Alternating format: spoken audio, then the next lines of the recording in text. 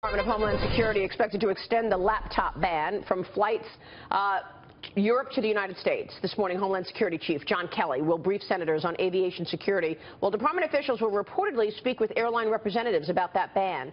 Right now, the U.S. only bans large electronic devices aboard flights from 10 airports across the Middle East. Joining us this morning is former Army intelligence officer Andrew Peek. Andrew, good to see you, as always. Great to be here, Maria. Your thoughts on these latest security measures?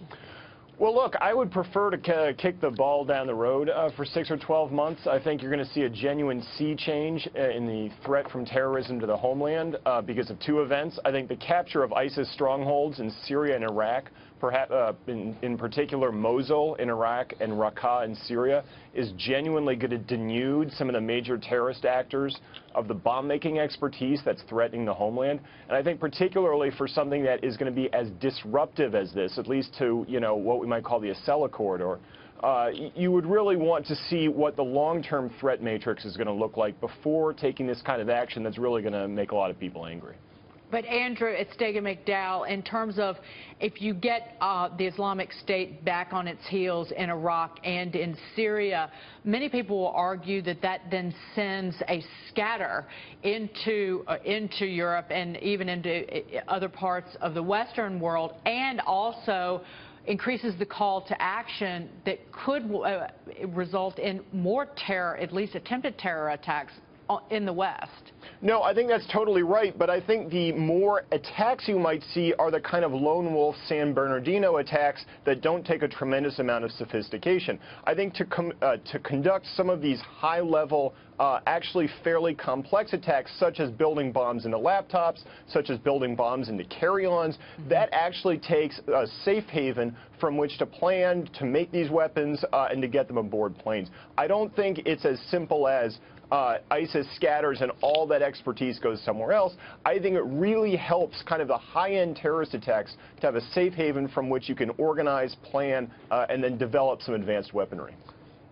Why laptops over other things that the people could be bringing in? I know a lot of people don't understand what it is about the laptop that makes that the thing that you've got to ban. I'm glad you asked that question. It's really interesting. They kind of look like bombs anyway. They have lots of wires. They're large chunks of metal, although obviously getting smaller. But that's a really interesting point, because on the way over here, I was thinking, well, this is only one step away from banning carry-ons, right? Because particularly carry-ons with wheels or something, you could easily, or not easily, but you could potentially build a bomb into the hard plastic or the hard frame around a lot of carry-ons. So at some point, we've got to limit what, we've got to calculate an appropriate degree of risk here and kind of limit what we're willing to ban from these flights. I want to focus on that question, risk. I think this is the dumbest thing I've ever heard. I don't feel any more safe if there are laptops that are not allowed on. There are a million ways that you can sneak things in, and I feel like this is people with too much free time trying to erect walls for a battle that hasn't been fought. I think it's a terrible idea. Your reaction? Well, no, I mean, look, you're not wrong in that there's going to be tremendous costs imposed. I would say that the people at DHS and in the counterterrorist infrastructure in the U.S. obviously only have to be wrong once. They only have to have one disaster for everyone to be calling for their heads.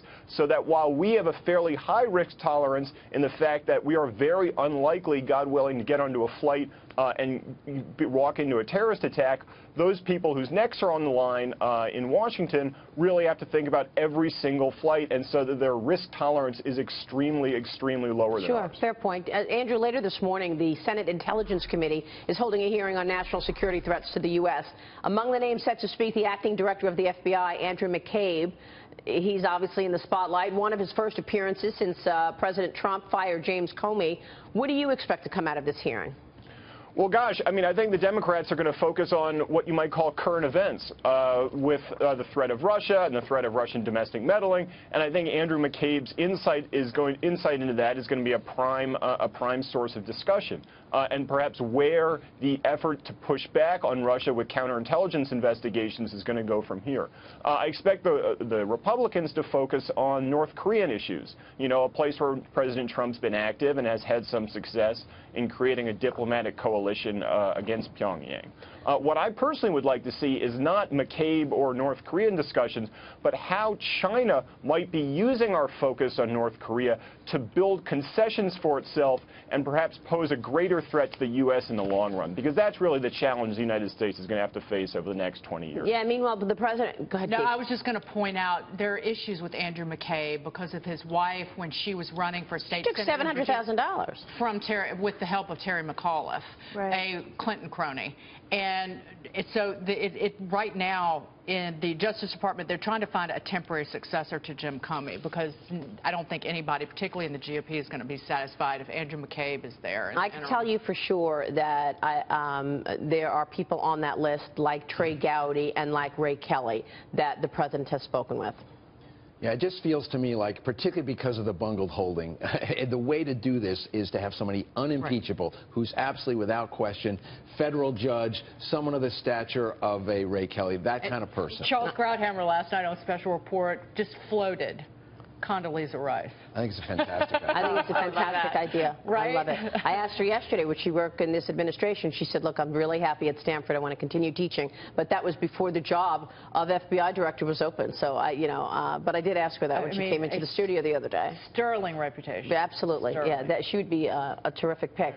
But again, the president has spoken with a couple people just in the last 24 hours about meeting with him, like Ray Kelly, like Trey Gowdy. President Trump also met with Russia's top diplomat Sergei Lavrov yesterday amid the investigation into Russian meddling.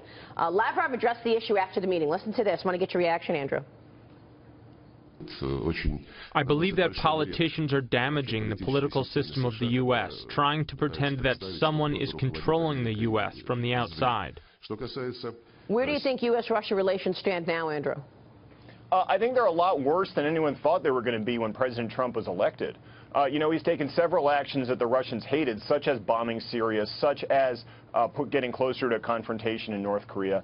I think you had a lot of people, particularly on the Democratic side, who expected genuine overtures that might have been inappropriate within the first 2 or 3 months, and I think that hasn't happened yet.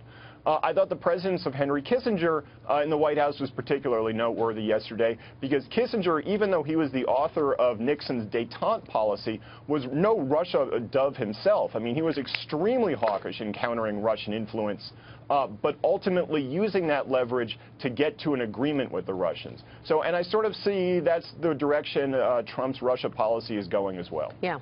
Kissinger also at the White House to help the president with his upcoming trip to the Middle East. Andrew, great to have your insights. Thanks so much. Thanks, Maria.